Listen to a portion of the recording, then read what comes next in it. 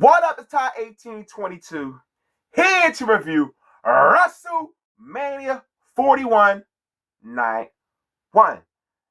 This show saves WrestleMania, but for the most part, this show felt like just another PLE event.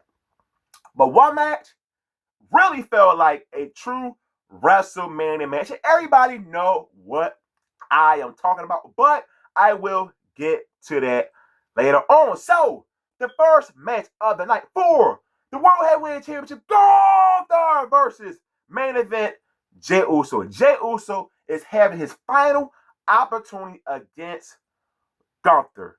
And they were planning the story of the match where Jey Uso was adding different moves to the match because of the online criticism. In this match, it was okay. Their match at Saturday Night Main Event was much better than this one. And I get what they were going for when Jey Uso defeated Gunther with his own finisher, but it really fell flat. While I'm happy Jey Uso is the World Heavyweight Champion, I know a lot of discourse when Jey Uso won the 2025 Royal Rumble match, because the man is not the best in the ring. But here's the thing. When it comes to being an professional wrestler in the WWE or just wrestling in general, being a good in-ring talent does not guarantee anything. There are plenty talents in the WWE that's much better in the ring than Jey Uso, but they do not connect with the crowd like a Jey Uso. If you want to be in Jey Uso's spot, how about you stop just worrying about how good you can be in the ring and work on your character to connect with the crowd? Then someday you could be in the same spot like Jey Uso. The WWE Tag Team Championship match, the War Raiders versus the New Day. This match had no heat at all. This tag title match should have been on a night after WrestleMania on Raw. And this why a lot of people were upset that TLC match that's going to take place on SmackDown 4, the Tag Team Championship, should have replaced this match.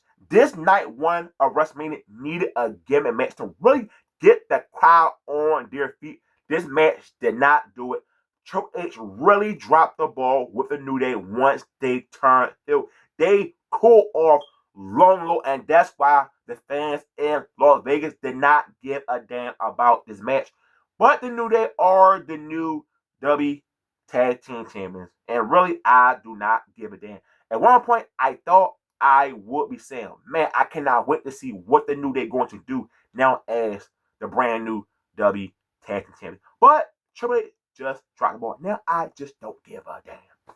Jade Cargill versus Naomi. Now, this match right here, I was surprised when I was on Twitter and I said Jade Cargill and Naomi had a better match than the previous two.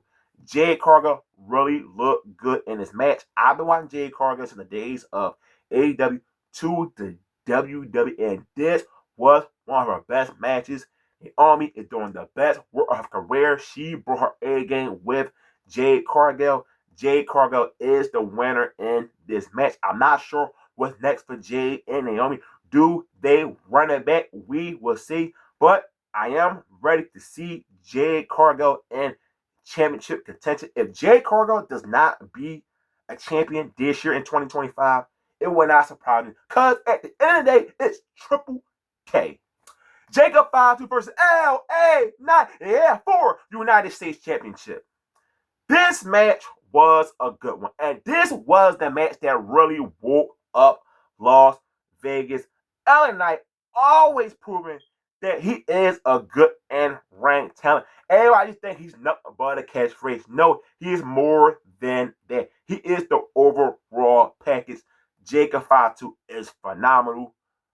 This guy is your new United States champion. I'm glad we did not get anything involved with Solo Automaton. It was just a clean finish with Jacob Fatu defeating LA Knight for United States Championship. I am so ready to see what they're going to do will fight to as the U.S. champion. I hope this guy get a very lengthy title reign. And when it comes to LA Knight, the guy is a two-time U.S. champion. You know what that means, Triple H. It's time to move this guy up to the main event scene. El Grande Americano versus Rey Phoenix. We all know why this match took place. Rey Mysterio sadly got injured last night on SmackDown. Hopefully, Rey Mysterio will be returning back to in-ring action. The match was fine. Rey Phoenix always very good to watch on TV, but the match had no stakes at all. This is a match that could have took place on SmackDown or Raw. A Grande Americano once again used that plate in his match to get the victory. Chad Gable really doing phenomenal work in the WWE. He's one of the guys, whatever the company asks him to do, he delivers and not going to complain online, cutting work, shoot promos on TV. Tiffany Stratton versus Charlotte Flair for the Women's WWE Championship. I love Tiffany Stratton Barbie entrance. Definitely going to get a deal someday with Barbie because she looks like a real life Barbie. This match, what can I say about this match? It was the second longest match of the night. Tiffany Stratton and Charlotte, they went hard in this match, but it was a lot of parts of the match where they were just out of sync. And these two definitely could have used a house show match to get ready for this match at WrestleMania. When they have more matches down the line, of course, the chemistry will improve. I was so happy that Tiffany Stratton defeated Charlotte Flair to retain her women's championship. Coming into this match, a lot of us thought after she won off script shooting on Charlotte Flair, she will get some heat and lose the title. But thank God Triple H is not like Vince McMahon, where he would have definitely put the belt on Charlotte Flair. Tiffany Stratton, bright future in the company. That's why Triple H decided I'm going to keep the belt on her. I'll be all for a rematch because I believe the rematch will be much better than this one.